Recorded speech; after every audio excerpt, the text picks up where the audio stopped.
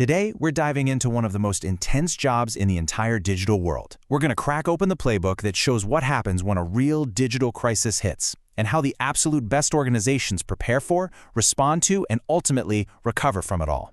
So let's just start with the most basic, but maybe the most important question you can ask. When all the alarms are going off and everything is on fire, what's the plan? Because let's be honest, just hoping it never happens to you, that's not a plan, that's a wish. And you really have to think about it. We see it all the time, right? Massive data breaches, ransomware attacks that shut down hospitals.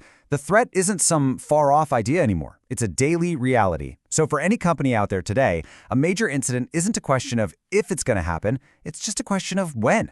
And the only thing that really matters is how ready you'll be when that day comes. Okay, so here's how we're going to break it down.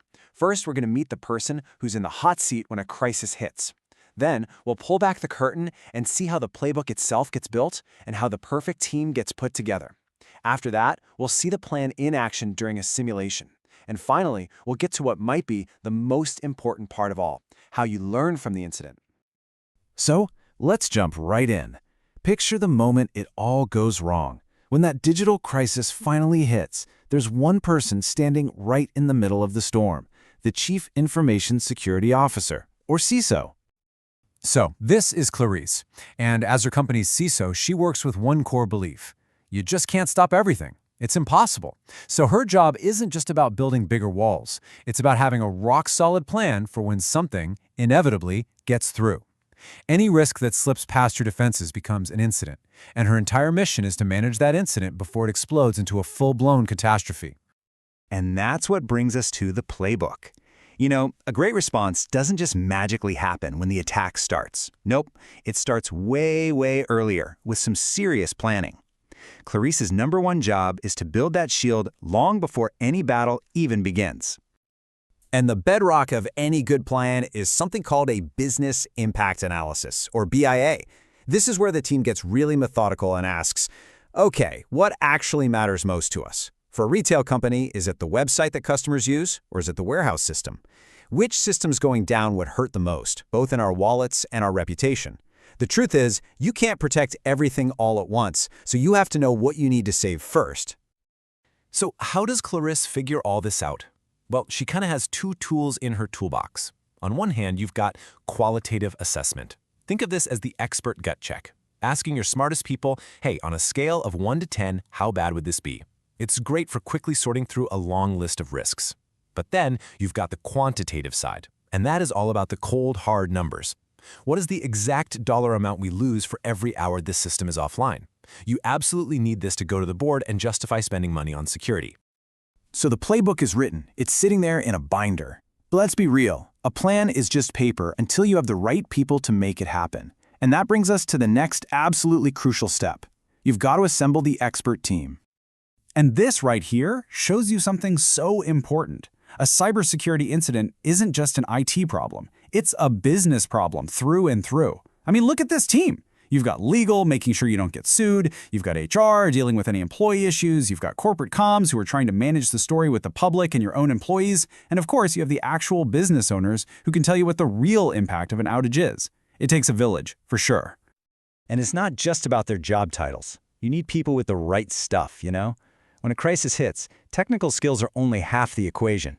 You need people who can stay cool when the pressure is insane, people who can work together, and a leader who can make tough calls. These soft skills are just as critical as knowing how to reverse engineer malware. All right, the plan is written. The team is ready. Now, it's time for trial by fire. Let's see how Clarice's plan actually holds up when a simulated attack comes knocking. Okay, the first alert pings. A server is acting weird.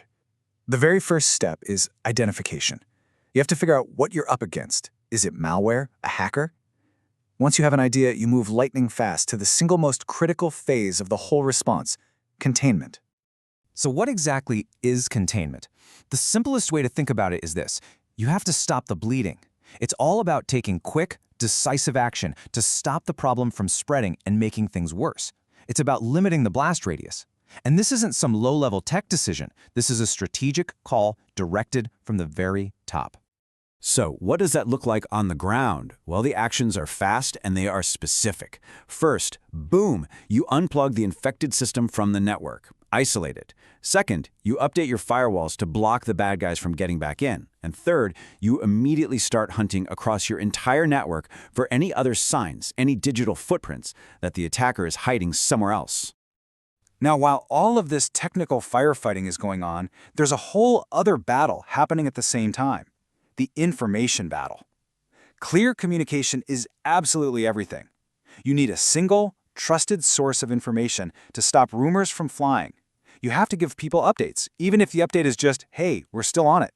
And you better have backup ways to communicate, because what happens when your email system is the thing that just got hacked?